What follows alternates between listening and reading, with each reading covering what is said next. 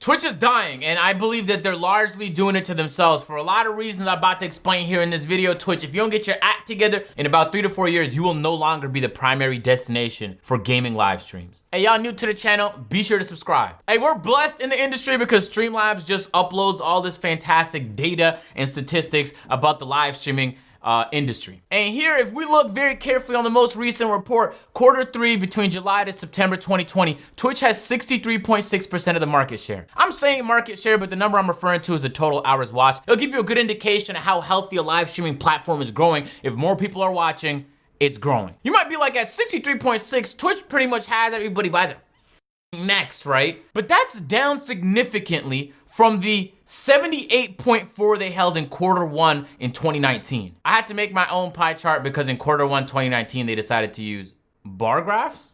So YouTube at 22.5 market share is significantly up from the 19.0 they held just the year previous. And this is a very expensive game to play because now that streamers is getting thrown bags left and right, it costs you a lot. Just to get a 1% of market share is a challenging task. And the landscape can change so quickly. Mixer was the third up just last year. And now we're talking about Facebook holding 14%. But the more you dive into the numbers, the more concerned Twitch should be about whether or not they could even maintain the stranglehold that they've had on the gaming live streaming industry in the past decade. This line graph comparing the total viewing time between Twitch, YouTube Gaming Live, and Mixer shows just last year alone, YouTube has shot up dramatically. And that's largely because international streamers from like India and Brazil, the guys who play mobile games or any type of game, are using YouTube as their primary destination. They're pulling hella views streaming on YouTube. And because we kind of, at least I live in North America, you kind of live in this bubble and you never really assume that there's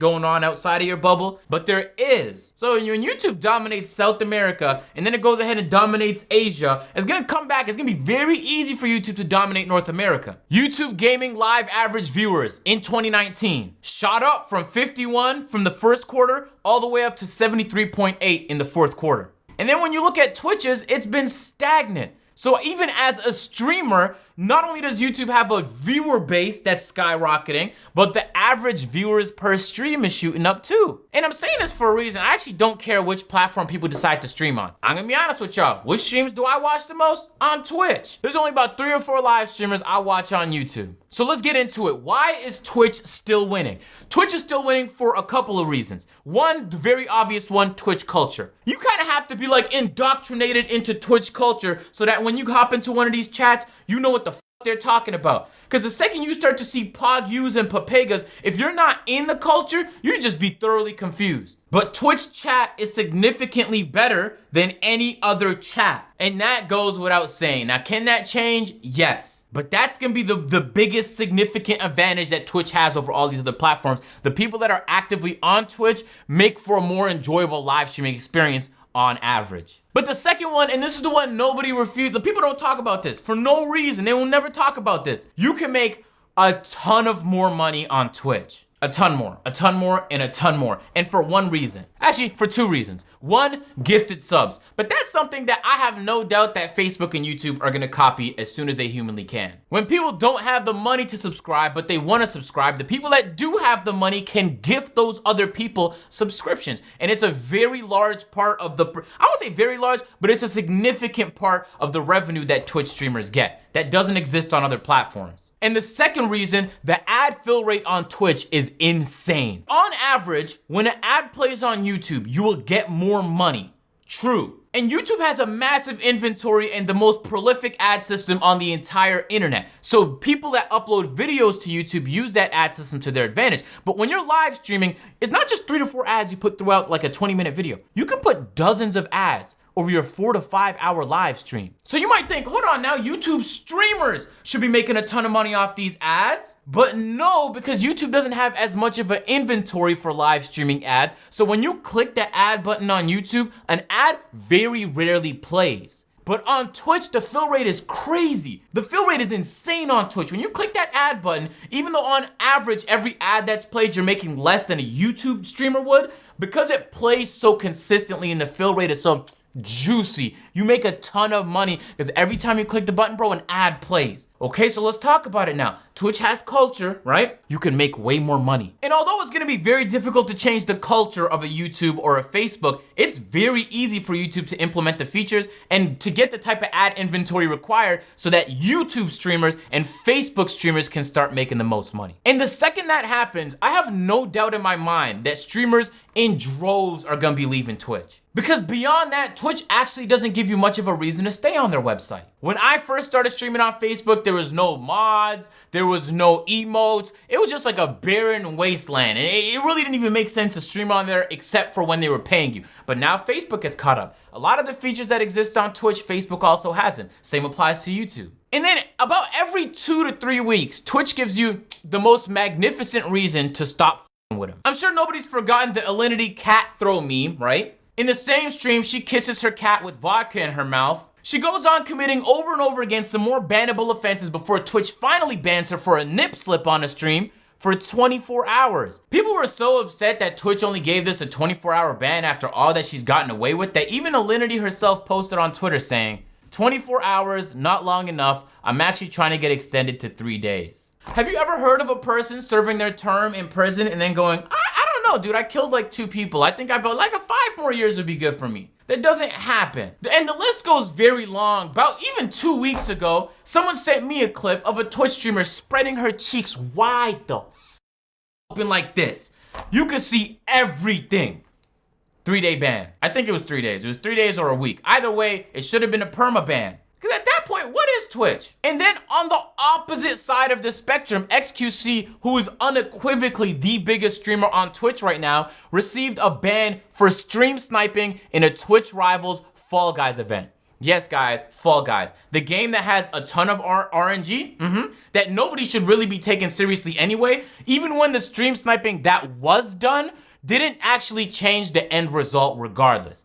Should you not be stream sniping? Yes, you can logically make that case. And that's really all everybody is asking for, is some consistency. Man, I'd be damned if I built up this Twitch following. Now I'm pulling 4,000 or 5,000 live viewers per stream, concurrent viewers, and I get banned for some dumb shit.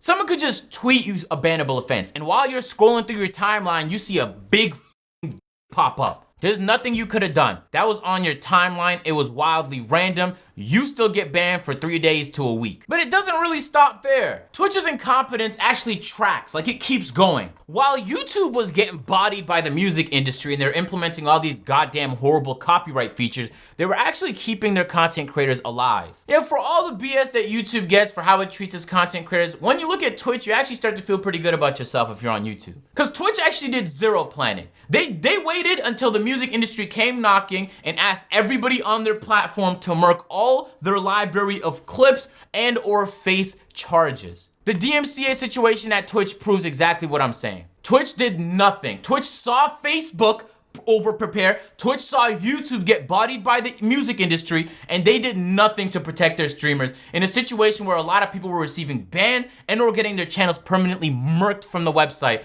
over that they could have helped them prepare for. So now Twitch becomes this hostile environment for streamers where you don't even know what's gonna happen when.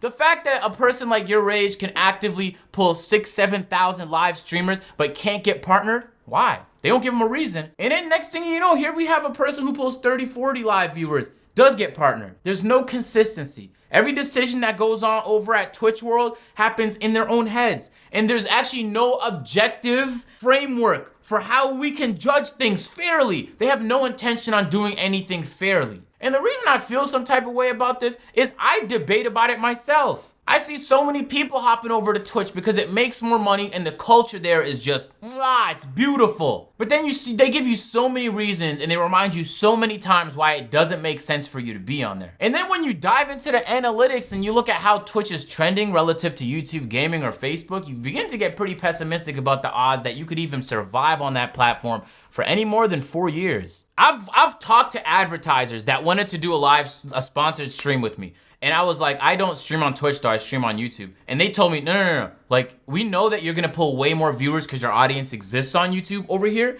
but we still want you to do it on Twitch for whatever reason. That on top of the ad fill rate on Twitch, on top of the gifted subs on Twitch, you could make a boatload more money on Twitch. And then if you get big enough, you could leverage that viewership on Twitch to get a streaming deal on Facebook or on YouTube. That's what Valkyrie did, that's what Courage did, and well, Dr. Disrespect got banned, but that's what he did as well. Hey Twitch, I'm not gonna lie to you, you are my preferred destination for viewing live streams right about now. And that's largely because the streamers I really enjoy watching just happen to be more on Twitch than anywhere else. But I'm telling you, it's not gonna be long before all the other streamers are incentivized by other live streaming platforms in one way or the other, and they bounce. And so there's one final piece to the puzzle I'd like to bring up. And you know, I did go into After Effects and I created this prolific graphic to explain what I mean. All right, if we look at this here handy dandy prolific graphic designed by Agent Zero himself, we see Amazon and Google at the tippity top, right? Now, Amazon's biggest moneymaker is Amazon Web Services. That's the servers that they run, and it makes a boatload of cash. But they do also own Twitch, and they're trying their hardest to get involved in this parallel of live streaming and running ads to make money. Correct. Now, over here, Google's main revenue source is ads. Its ad system is the best in the world, and we're actually very lucky on YouTube to be able to take advantage of it, which means we actually don't have to develop any relationships with brands and still earn a full-time living just off of Google AdSense alone. That is insane. Most other platforms do know. Almost every other platform does not have that. And Google also owns YouTube. Did it click for you, or you need me to explain it? Google's biggest money source is ads, and YouTube helps it push ads. Amazon's biggest revenue source is servers, and Twitch has nothing to do with that. So Amazon's priority is always gonna be its biggest money source, which isn't Twitch. And Google's priority is always gonna be its biggest money source, which happens to also be YouTube. So when you ask me who I think is more dedicated to dominate the live streaming platform services industry in 3 to 4 years, I think it's YouTube. I think it's Facebook, who run off of ads. All they do is collect all your information. They give it to advertisers so advertisers can do targeted ads on you, and they make a ton of money. So Facebook and Google have way more incentive to win this game than Amazon ever will. So when Amazon does not prepare its live streamers for the music industry that's stomping and knocking on its door, it's because they really don't care. They don't have nearly enough incentive to care. Amazon just starts businesses every day. I don't know if y'all heard, Amazon just started Amazon restaurants. They were like, we're bored. We want to start fighting Uber Eats and Postmates. There's an Amazon branch for just about anything. They'll do whatever it takes to dominate the world. And again, these are all like projections and predictions, right? Who knows, man? Twitch might fix their act up and have like an objective framework so that when people get banned, it actually makes sense. They might communicate more with their streamers so that they're not left in the dark when some of those decisions are being made. But on the other side, YouTube might come out, man. Maybe the fill rate on the ads skyrockets. Maybe YouTube drops gifted subs. This landscape is gonna change dramatically every single year. But again, let me head back to the graph. Twitch, to see the drop from these two pie charts here should be alarming to you. And you should know the reasons why that's happening. You should not chalk it up to, oh, it's inevitable. YouTube's spending a lot of money. And then you combine on top of that the fact that Twitch doesn't really have an algorithm. Facebook and YouTube do, so they could push people to the videos they think they would enjoy to watch. Or should I say live streams that they think they would enjoy watching. Twitch is largely top heavy, and it's a very, very difficult place to win if you're a small streamer and you don't have an audience elsewhere. So all those small streamers that's gonna be the new biggest thing in 3 to 4 years are finding a home elsewhere. So God forbid, Twitch, you let XQC get snatched up by Facebook over here, you let Trainwrecks get snatched up by YouTube over here. The second your big streamers leave, the way Dr. Disrespect got packed up, I'm telling you it's gonna be a brutal scene. So they have to give Tim the Tap Man the big bag. They have to give Nick Merckx the big bag. They deserve it. They're keeping that live streaming website alive. That on top of the fact that, at least to my understanding, I don't think Twitch is profitable yet. They're taking a loss every single year. So I'm assuming Amazon is just waiting for the moment that Twitch can start finally going green and making money for them. Yeah, I mean, this is a very interesting space. I love talking about this type of stuff personally because I've been and streamed just about everywhere, except Mixer. I was thinking about that and they got packed up real quick. I want y'all to leave in the comments if y'all do stream or you think about getting into streaming, which one of these platforms you're feeling the most. Y'all new to the channel, be sure to subscribe. And I'm gonna catch you guys in the next one. I'm out. Peace.